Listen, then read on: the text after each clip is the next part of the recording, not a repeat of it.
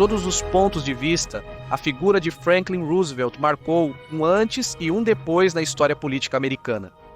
Não só foi o primeiro e único presidente a ser eleito não apenas 3, mas 4 vezes, mas também, diante da Grande Depressão de 29, seu famoso programa, o New Deal, deslocou a antiga ordem econômica americana por uma nova, na qual o Estado assumia uma presença cada vez maior na vida civil. Mas sua marca vai muito além do nacional. Roosevelt e os grupos de poder que o cercavam conduziram os Estados Unidos à Segunda Guerra Mundial contra a opinião da maioria dos americanos, uma guerra sangrenta, mas da qual os Estados Unidos emergiram como a indiscutível primeira potência mundial. Roosevelt foi um dos arquitetos da ordem internacional que ainda conhecemos hoje, um dos responsáveis por internacionalizar a doutrina Monroe, na qual os proprietários dos Estados Unidos não seriam apenas a polícia do hemisfério americano, mas a polícia de todo o mundo, e na qual os chamados valores democráticos e liberais deveriam ser exportados para todas as nações do planeta. Uma espécie de César americano, visto por alguns como um presidente profundamente democrático e progressista, que favoreceu a classe trabalhadora e superou o crack de 29, e outros visto como um agente do poder financeiro que abalou os princípios fundacionais da nação, endividou massivamente seu país e impulsionou uma ordem internacional menos equilibrada. Hoje vamos conhecer sua história fascinante. Fala com vocês, Reinaldo Carrillo. Isso é a Nova Enciclopédia. Lembro-lhes que podem nos dar um grande apoio para continuar fazendo este trabalho, simplesmente deixando seus comentários, dando like neste vídeo e compartilhando o material com todos os seus conhecidos. Abaixo também podem conseguir um link do Patreon, onde qualquer colaboração é mais que bem-vinda. Sem mais nada a acrescentar, vamos começar.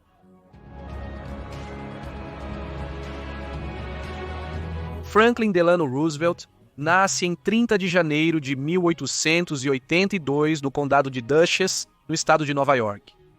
Ele foi o segundo filho de seu pai, James, mas o único filho do rico casamento entre seu pai e Sarah Delano, que tinham uma diferença de idade de 26 anos.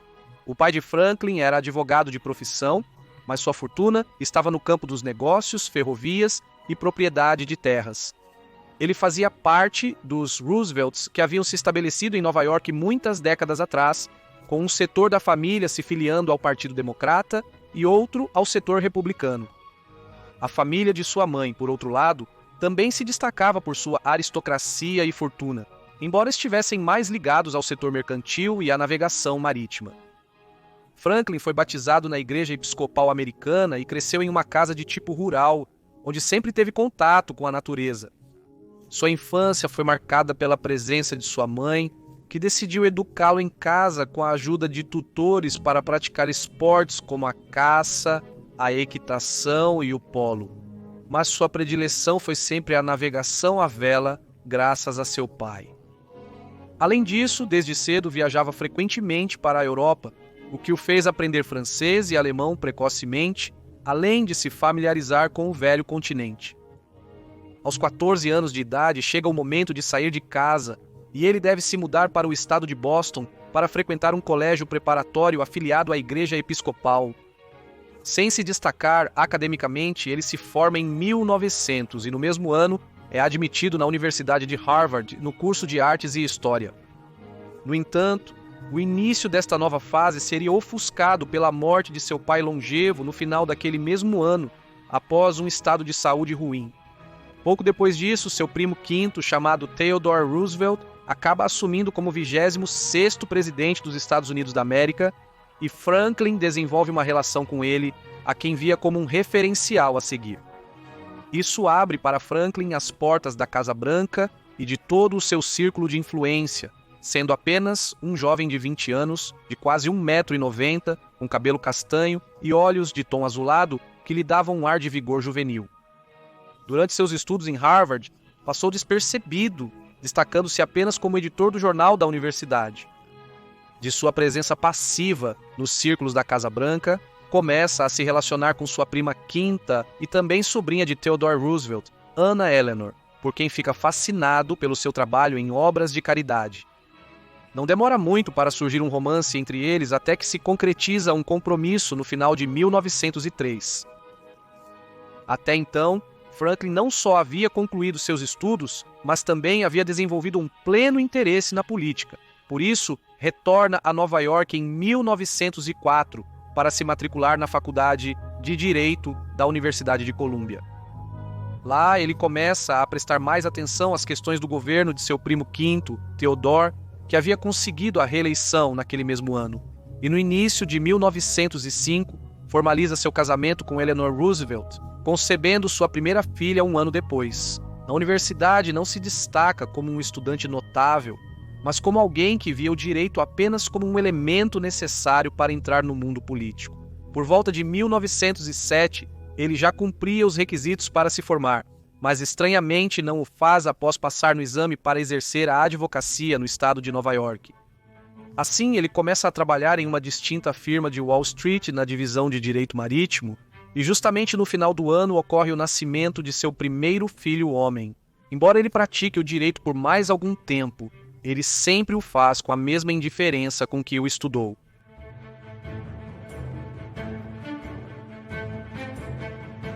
Seu caminho até aquele momento parecia não ter uma direção clara, mas isso muda por volta de 1910, quando finalmente ele atende sua veia política. Já bem conhecido nos altos círculos políticos e membro de uma família influente, os líderes do Partido Democrata no estado de Nova York o procuram para se juntar às suas fileiras e o convencem a se candidatar ao Senado do estado de Nova York nas eleições daquele ano.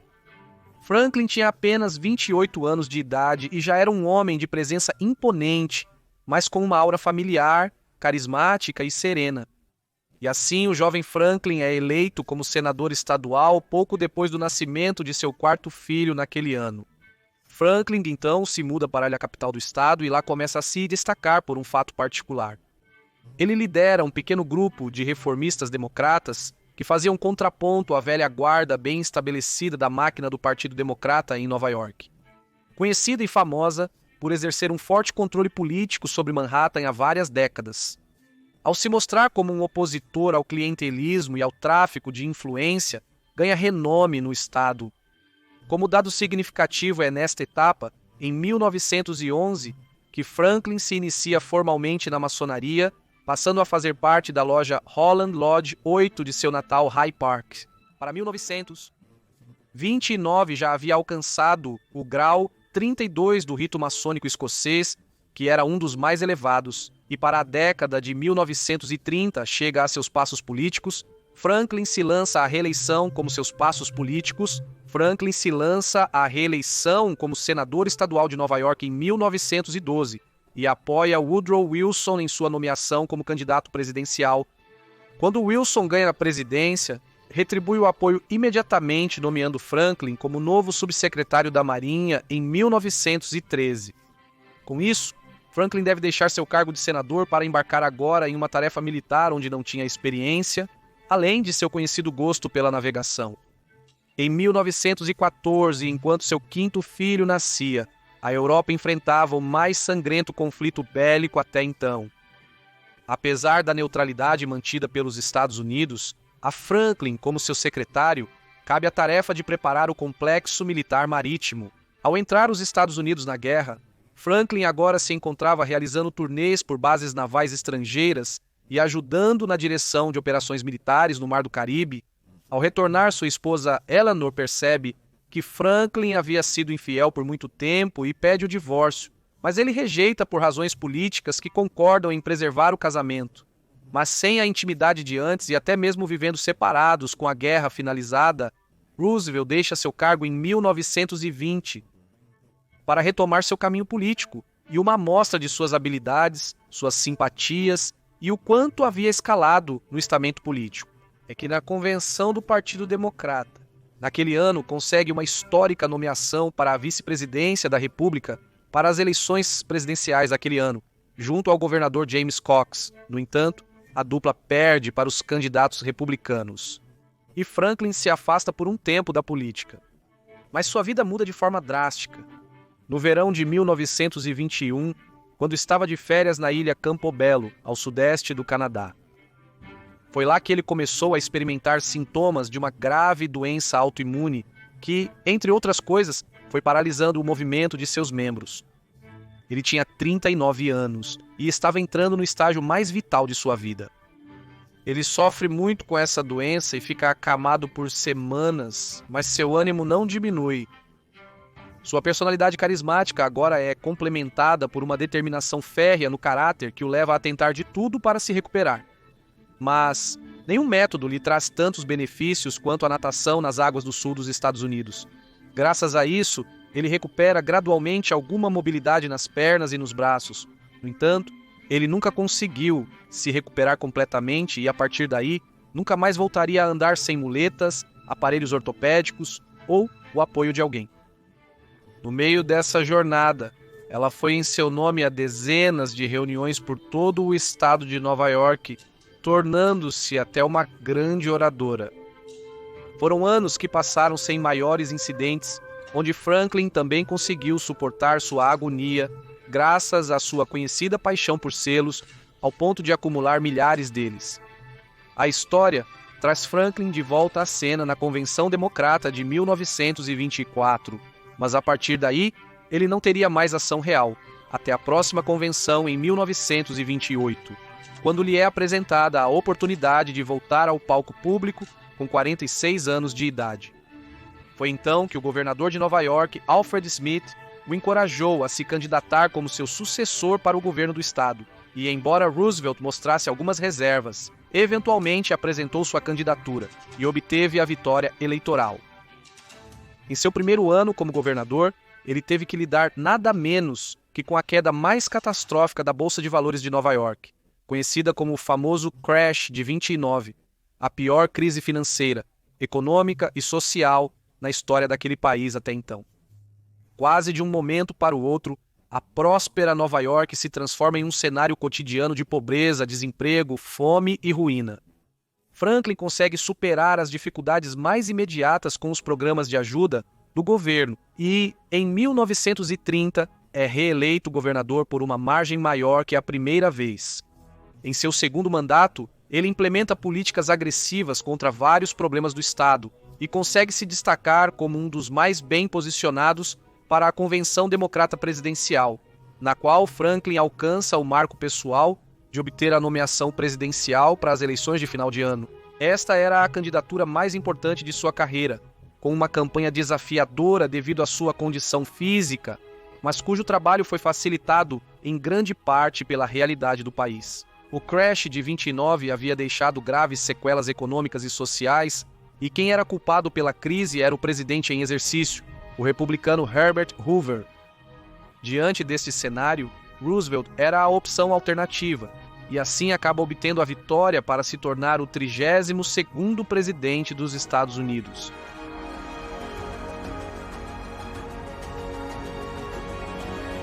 O maior desafio inicial de Roosevelt são as terríveis consequências do crash de 29. Então, no início de seu mandato, Roosevelt apresenta aos americanos seu famoso New Deal, o controverso programa de reformas que tinha como objetivo oficial contrabalançar os efeitos da Grande Depressão, estabilizar a economia e remediar a grande insatisfação social. O programa consistiu em uma profunda reforma do sistema econômico norte-americano e da relação do Estado com a sociedade. Por isso, ele implementou um grande conjunto de medidas voltadas para a criação de inéditos programas públicos de assistência social em massa para desempregados, idosos, pobres e crianças. A execução de um amplo plano de gastos públicos para revitalizar a agricultura e outros setores industriais afetados pela crise e a estabilização do mercado financeiro causador da crise. Essas medidas foram apresentadas ao Congresso em alguns casos e ditadas como ordens executivas em outros. Com elas, foram concedidos subsídios massivos do Estado, foram dados alívios hipotecários e foram criadas agências governamentais sem precedentes para a regulamentação de várias áreas e, acima de tudo, para que empresas e indivíduos tivessem acesso a recursos financeiros por meio dessas agências. Por sua vez, para tentar estabilizar o sistema bancário e acabar com as corridas dos depositantes, ele aprova uma lei de reforma bancária que, entre outras coisas, separa as atividades do Banco Comercial e do Banco de Investimento, criando também uma nova agência federal, a Corporação Federal de Seguro de Depósitos. Outra das áreas prioritárias foi a agricultura, atendida pela Lei de Ajuste Agrícola, com a qual foi criada outra agência para conceder apoio estatal aos produtores rurais afetados. Da mesma forma, o tema industrial esteve no centro de tudo, e Roosevelt iniciou um amplo programa de obras públicas para incentivar o emprego, ao mesmo tempo que impulsionou a Lei de Recuperação Industrial para revitalizar o setor com a ajuda de uma nova agência governamental, a Administração Nacional de Recuperação. O programa do New Deal não esteve isento de críticas de quem denunciava que essa expansão massiva dos gastos públicos estava aumentando a dívida nacional e o déficit fiscal a níveis alarmantes, além de distorcer a economia de uma maneira a estadunidenses. Para outros, o New Deal, antes de ajudar os americanos. Para outros, o New Deal, em vez de ajudar a sair da Grande Depressão, a prolongou com suas medidas. No entanto, o certo é que os efeitos do programa, somados às inovadoras transmissões de rádio que Roosevelt fazia ao lado da lareira da Casa Branca, conseguem algo que parecia improvável apenas alguns anos atrás, com o crash de 29, revitalizar a vida americana, recuperar a confiança no governo e aliviar algumas das maiores dificuldades dos cidadãos. De forma tímida, mas constante, o New Deal começava a ter efeito com o passar dos meses. Para outros, o New Deal era uma terrível afronta aos princípios liberais do livre mercado.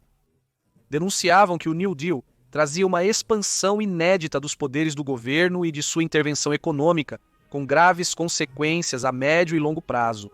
Por isso, várias dessas reformas começaram a desacreditar Roosevelt em alguns setores empresariais, banqueiros e da sociedade em geral. Com isso, o clima de opinião se polarizava um pouco. Diante disso, o presidente contra-ataca com um novo pacote de reformas entregue ao Congresso em 1935, conhecido como o Segundo New Deal. A primeira grande medida deste programa foi uma reforma fiscal para aumentar os impostos das grandes corporações e das pessoas com mais rendimentos. Isso foi seguido pela Lei de Segurança Social, que estabeleceu pela primeira vez algo semelhante a um estado de bem-estar para todos os americanos nos Estados Unidos, com novas pensões para a EGIS, seguros de desemprego e outras medidas semelhantes.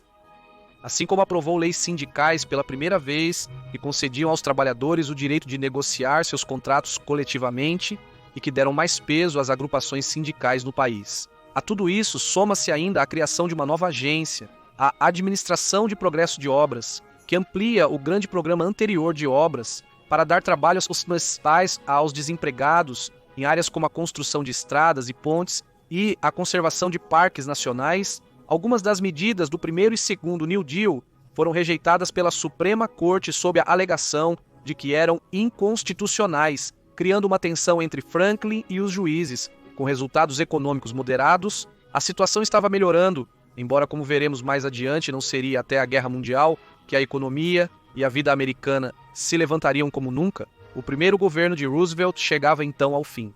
Entre os desafios nacionais e suas limitações físicas, sua mobilidade pelo país foi limitada por sua condição e isso contrastava com uma época em que as viagens aéreas ganhavam força.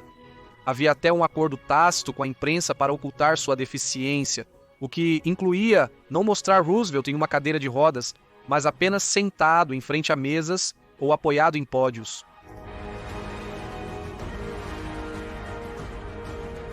Mas após seu programa, que reformou as bases americanas e que concedeu grandes subsídios públicos, sua popularidade continuava forte e, em 1936, ganha a reeleição presidencial com uma ampla margem, além de obter a maioria em ambas as câmaras do Congresso. Então, em seus primeiros meses, apresenta um projeto de lei para ganhar influência no Poder Judiciário, com o qual buscava ampliar o número de juízes da Suprema Corte. E embora o projeto tenha sido rejeitado, a ação motivou uma mudança na rigidez dos juízes conservadores que se opunham a ele, e a partir daí não haveria mais bloqueios às leis e aos decretos de Roosevelt. Em vez disso, as críticas ao New Deal viriam agora do Congresso, onde se percebeu um esgotamento das reformas até mesmo dentro do próprio Partido Democrata. E com a economia a caminho de uma recuperação sustentada, os bloqueios às novas reformas de Roosevelt se tornaram normais no parlamento, obrigando uma forte redução dos gastos públicos. Depois que o gasto do Estado se expandiu, gerou até dependência em certos setores. Esta redução abrupta trouxe vários problemas econômicos. Por outro lado, nesses anos, Roosevelt se tornou o primeiro presidente a aparecer na televisão nacional. Na abertura da Exposição Universal de Nova York em 1939, inaugurando assim uma nova era nas formas de política e poder. Seu segundo mandato também é marcado pelas crescentes tensões, conspirações e disputas que surgiam entre as nações e os grupos de poder internacionais. Com foco na Europa, além de simples rivalidades geopolíticas, poderosos grupos, além dos Estados-nação que no século XX haviam acumulado uma grande influência financeira e cultural, e estavam conduzindo as potências mundiais para uma guerra fatídica e uma nova divisão do mundo. As causas e gatilhos reais da chamada Segunda Guerra Mundial, bem como as verdadeiras razões do envolvimento dos Estados Unidos nela, apesar da oposição da cidadania, é um tema intrigante que será abordado em outro vídeo. O certo é que, em 1939, estoura o conflito bélico entre as potências europeias e, embora os Estados Unidos mantenham neutralidade oficialmente, Roosevelt mostra imediatamente seu compromisso com os países contrários à Alemanha Nacional Socialista, ajudando-os de várias formas. E quando a França foi ocupada e o Reino Unido estava em guerra com a Alemanha, o presidente dos Estados Unidos se apressa em fornecer todo tipo de assistência com recursos, logística e buscando brechas legais para enviar armas diretamente para o Reino Unido. A opinião do povo norte-americano era nitidamente contrária à guerra. Roosevelt dizia que tomava estas medidas para se manter fora da guerra. No entanto, ia arando lentamente o terreno para que o país se envolvesse na mesma. No entanto, era um ano eleitoral e Roosevelt tinha que se cuidar de uma opinião pública que rejeitava que os Estados Unidos se metessem na guerra. E falando do ano eleitoral, embora não fosse proibido, era tradição republicana que nos Estados Unidos um presidente só aspirasse a 2 mandatos. Mas tão distinto era o caráter de Roosevelt e os inconfessáveis planos dos grupos que o rodeavam que rompem com esta tradição republicana. E de forma inédita, Roosevelt é nomeado a presidente pela 3ª vez e se torna o primeiro presidente dos Estados Unidos a governar para um 3º mandato seguido.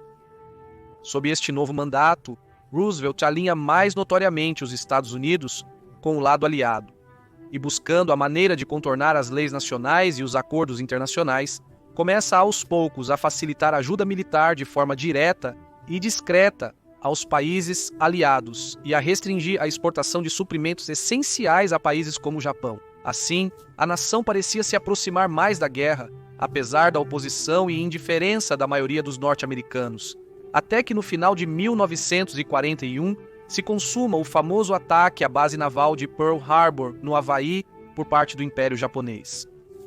É importante salientar que diversos pesquisadores têm seriamente a tese de que Franklin Roosevelt e o governo norte-americano não só fizeram desde 1940 tudo o possível para provocar um ataque do Japão que servisse de pretexto para entrar na guerra, mas que estavam plenamente cientes do iminente ataque a Pearl Harbor e o ocultaram para não impedi-lo.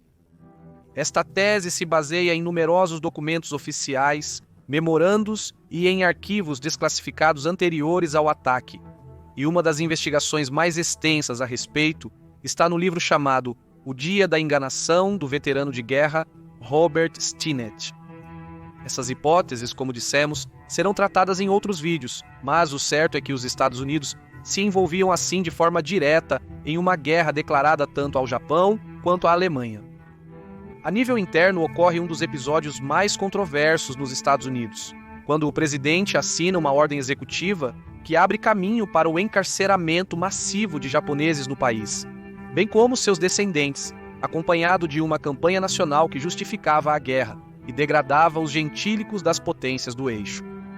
O que começa como uma medida de segurança militar se transforma em uma rústica segregação da população, onde se estima que mais de 100 mil japoneses foram confinados por vários anos nos chamados centros de realocação, não diferentes dos campos de concentração europeus. Também foi denunciado que o Estado norte-americano se aproveitou desta guerra para reduzir as liberdades civis de seus cidadãos de formas que nunca foram recuperadas. Voltando a 1941, mais cedo naquele ano, a União Soviética também se envolve na guerra, mas não contra seus supostos inimigos de sempre, as democracias burguesas, ocidentais e capitalistas, mas contra o nacionalismo alemão, italiano e japonês. Assim se delineava a futura aliança anglo-saxônica soviética. Por outro lado, se o programa New Deal trouxe uma revitalização econômica para os Estados Unidos, a guerra traria um boom econômico sem precedentes. O governo e a Reserva Federal aproveitariam esta conjuntura bélica para centralizar a economia e a vida social dos Estados Unidos no esforço de guerra, tomando medidas que em outros tempos não seriam aceitas. Assim, o governo americano assume empréstimos equivalentes a mais de 100% do produto interno bruto, endividando-se a níveis estratosféricos com a banca privada e despejando esse dinheiro na economia nacional. Não apenas o complexo industrial foi revitalizado diante do enorme gasto do governo em produção bélica, mas também foram criados milhões de postos de trabalho com essa injeção de dinheiro. Por sua vez, o presidente autoriza operações militares arriscadas em grande escala, como as invasões americanas ao norte da África em 1942 e ao sul da Itália em 1943, enquanto se concentrava em reforçar a aliança com os aliados que agora dependiam dos Estados Unidos em sua guerra contra os alemães e os italianos.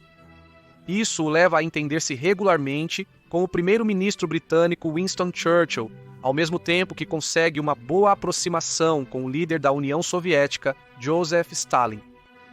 Quando os três se reúnem na Conferência de Teherã em 1943 e discutem a abertura de uma segunda frente na Europa Ocidental, Roosevelt mostra pouca resistência às solicitações dos soviéticos. À margem de tudo isso, um novo processo eleitoral estava surgindo nos Estados Unidos e, mesmo em meio à guerra, ou precisamente graças a ela e aos interesses que cercavam o presidente, Roosevelt consegue obter uma inédita quarta nomeação de seu partido, agora ao lado de Harry Truman na vice-presidência. Mas já não bastava uma boa campanha para ganhar. Depois de ter envolvido seu país na guerra, Roosevelt sabia que precisava de um golpe de autoridade e este veio com a invasão da Normandia em meados de 1944. Era a vitória militar que precisava transmitir ao povo, e isso o catapultou na corrida presidencial.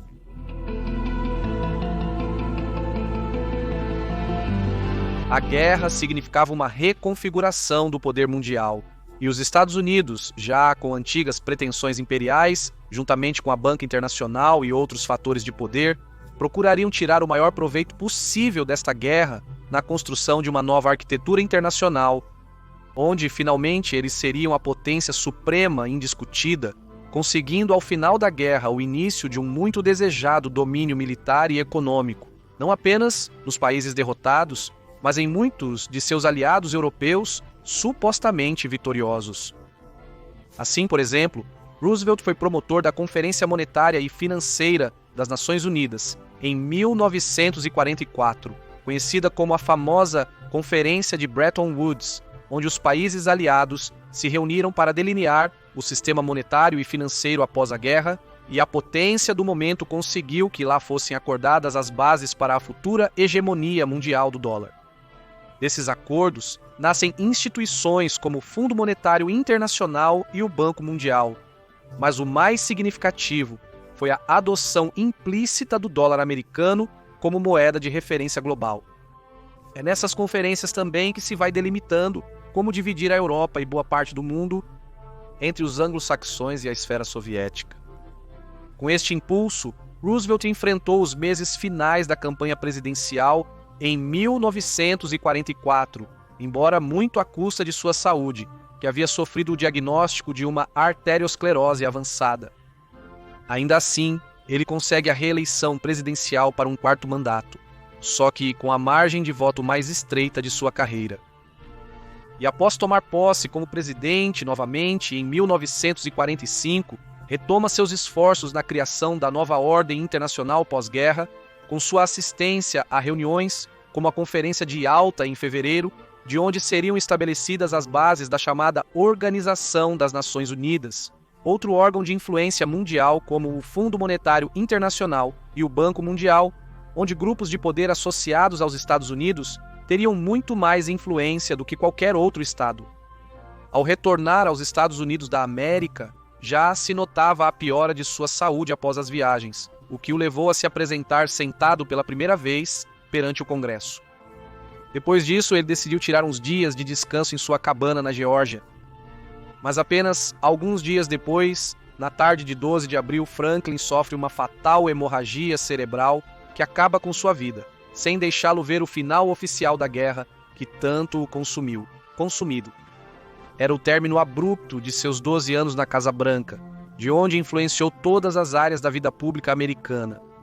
Transformou a antiga ordem econômica por uma nova, onde o Estado e a política ganharam uma presença sem precedentes na vida nacional, além de estabelecer as bases do chamado Estado de Bem-Estar na América do Norte. Por sua vez, marcou um marco sendo o primeiro presidente a ser eleito não apenas 3, mas 4 vezes enquanto conduzia seu país para uma guerra mundial, com resultados mais do que questionados, mas que estabeleceu os Estados Unidos e seus proprietários como o novo hegemônico mundial. Sua imagem permaneceu por anos nas bases do Partido Democrata e do povo norte-americano, assim como muitas de suas leis, regulamentos e organismos criados.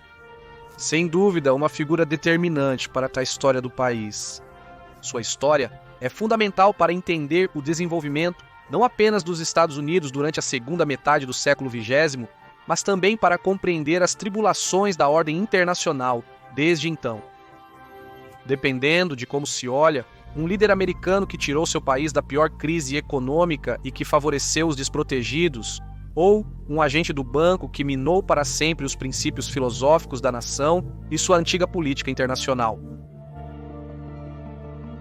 Muito obrigado por ter assistido a este vídeo. Espero que tenham gostado e não se esqueçam que é muito importante para nós que possam se inscrever no canal, deixar seus comentários, compartilhar o vídeo, seguir-nos em nossa conta do Instagram, chamada A Nova Enciclopédia, e acima de tudo que possam colaborar conosco em nosso Patreon com qualquer ajuda que possam dar. Muito obrigado a todos e que Deus os abençoe